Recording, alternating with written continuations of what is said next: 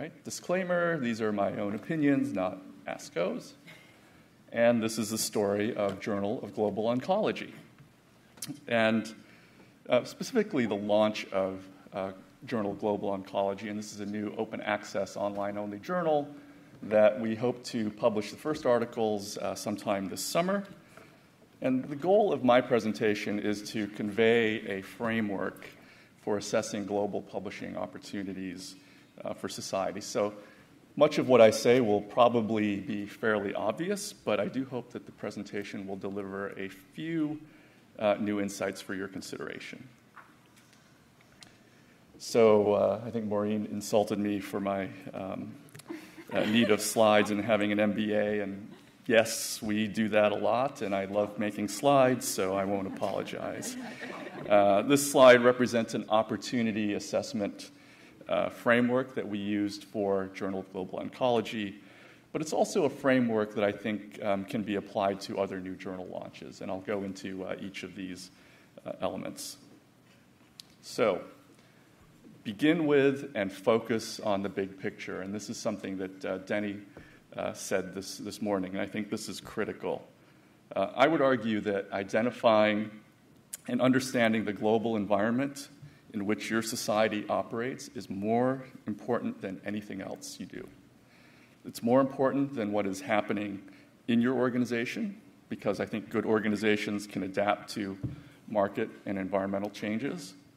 And I also think it's more important than what you see in publications, because it's often what you don't see in publications that's more meaningful. So as publishers, we sometimes start by looking at publications and competition and making publishing decisions based on those data. I'll talk a little bit more about that and why I think that's flawed. So quickly, some slides on the environmental scan. Clearly, cancer is a global phenomenon, and as you can see from these two graphs, it will especially affect those in lower and middle income countries. And I'm sure you can all imagine what differences in healthcare systems, socio-political issues, genetics, culture, etc., what that represents in terms of differences in the delivery of care of patients around the world. So beyond medicine, and I know many of you here are not representing health science or medical societies, you might want to consider, do policy, environmental issues, cultural issues perhaps represent important global differences in your field? All right, so this is some insight into my affinity for beer and sophomoric humor. This is the most interesting man in the world, and he is the spokesperson for Dos Equis beer commercials, and hopefully some of you have seen this. It never hurts to remind everyone that you need to speak with current and potential customers. And as publishers, we sometimes think that we know all of the answers. But once you have some of the important environmental data and signals, probe and validate with your members. And I would also say that what's more important is that you engage non-members. And specifically, moving beyond your core membership and the fields or specialties that your society represents, and talking to non-members who are in some of the adjacent specialties. And we had to do that for the Journal of Global Oncology because outside of developed countries, many of the individuals who are caring for cancer patients are not oncologists. They're primary care physicians, they're general physicians. They're not even physicians in many cases. So you need to engage non-members who are not necessarily within your core specialty. So these are just some of the pieces of the puzzle of an environmental scan, and there are many. But for us, we took a look very closely at industry and funders and whether or not they were investing in global initiatives. And in global oncology, we learned that this was indeed the case. We also looked at academia, and we specifically looked at whether or not universities were launching new initiatives and, in some cases, new programs and departments focusing on global oncology issues. We also looked at NGOs. Are there new organizations that are emerging who are focused and dedicated to global oncology? And again, the answer was yes. And lastly, we also took a close look at what other oncology societies, both at the local level and a global level, were doing in this space. So, specific to that last piece of the puzzle, don't forget in what sandbox your society plays, and be a good citizen within that sandbox.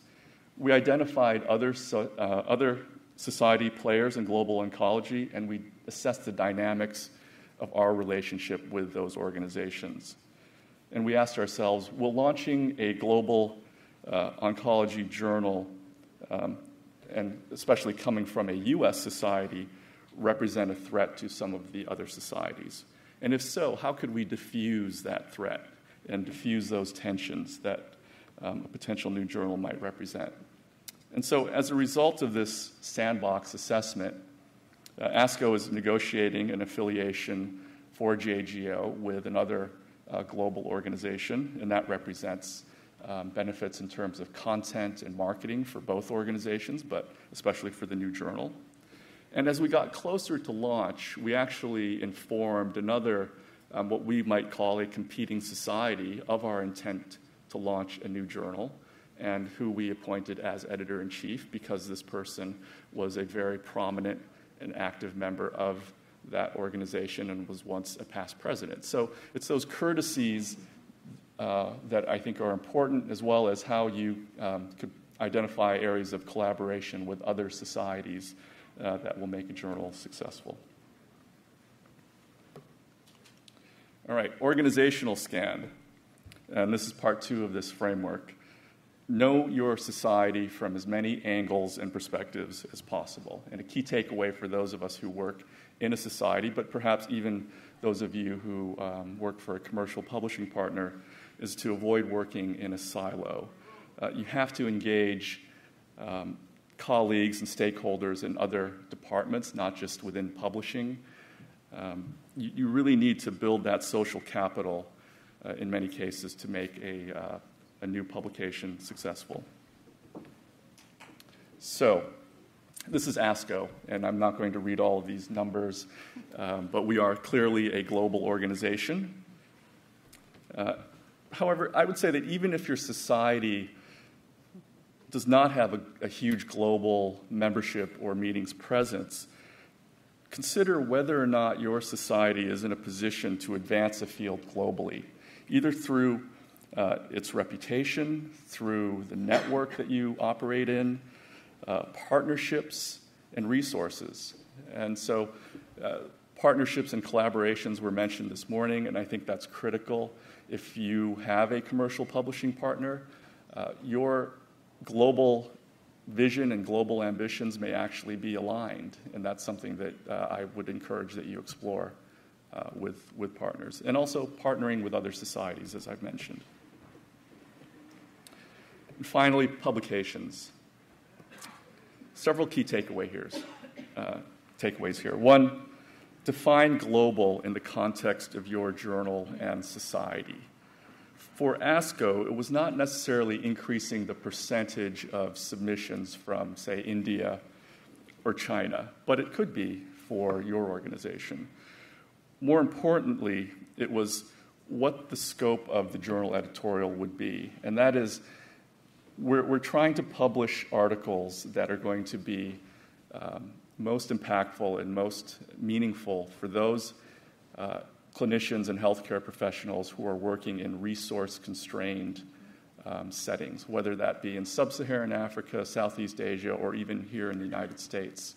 So the goal of the journal is not to try to attract cutting-edge clinical research from China, India, and all those other fast-rising, emerging research centers, but to publish content that's going to be immediately applicable to clinicians in resource-constrained areas. So,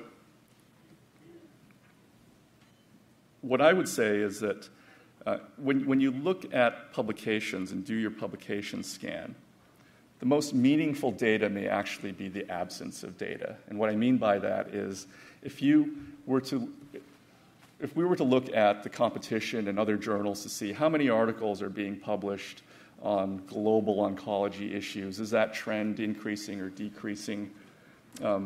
We might conclude that there's really not a need for a new journal. But because we couldn't find a lot of articles on global oncology, we actually concluded the opposite, that your top-tier established journals were not receiving or publishing articles on this topic. And I would argue that for our journal, Journal of Clinical Oncology, the authors had become conditioned not to submit that type of research because they understood the scope of our editorial, the high bar for acceptance, and they just decided we're not going to publish or submit our research to those journals. So what were our options? We could either try to publish more global research in Journal of Clinical Oncology, or we should launch a new journal. And we chose to do the latter. And the reason that we decided not to try to publish more global oncology papers in the flagship journal is simply because of the potential danger and risks to the brand, as well as the readership, the core readership, might not appreciate more content on global oncology issues, especially if it's not relevant to them. And also, an important consideration is knowing your editor and the vision of that editorial team. Journal of Clinical Oncology is all about publishing cutting-edge, immediately applicable clinical research. It is not about publishing the type of content that we want to publish in JGO. So, lastly, takeaways. Focus on the big picture. It trumps your organizational and publications data. Mm-hmm. Know your organization's current global profile, but don't discount its potential and to lead globally through reputation, partnerships, networks, and resources. Clearly define the scope of global from an organizational and editorial perspective. Do you want to publish more cutting-edge research from India and China, or do you want to publish more locally and regionally impactful research? And lastly, don't fail to see the forest for the trees or the absence thereof. Sometimes the most important publications data are the data that aren't there. Thank you.